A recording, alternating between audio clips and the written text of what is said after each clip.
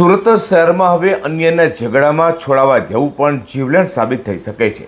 કારણ કે લાલગેટ પોલીસ મથકની હદમાં પાલિયા ગ્રાઉન્ડ પર ભાઈ અને બહેનના ઝઘડાને છોડાવવા ગયેલા યુવાન પર ઉશ્કેરેલા ભાઈએ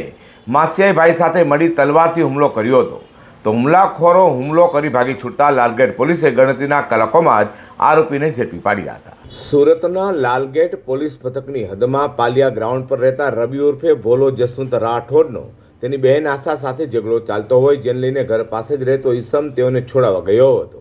જેને લઈને ઉશ્કેરાયેલા રવિ ઉર્ફે ભોલો જસવંત રાઠોડ ઉશ્કેરાયો હતો અને અમારા ભાઈ બહેનના ઝઘડામાં વચ્ચે કેમ પડે છે તેમ કહી માસીના દીકરા રવિ ઉર્ફે ભંગુ અશોક રાઠોડ સાથે મળી ફરિયાદીને જાનથી મારી નાખવાના ઈરાદે ઘરમાંથી તલવાર લાવી ડાબી આંખની ઉપર કપાળના ભાગે મારી ગંભીર ઈજા કરી ભાગી છૂટ્યા હતા. તો બીજી તરફ ઇજાગ્રસ્તને સારવાર માટે હોસ્પિટલ લોહીલુહાણ હાલતમાં ખસેડવામાં આવ્યો હતો.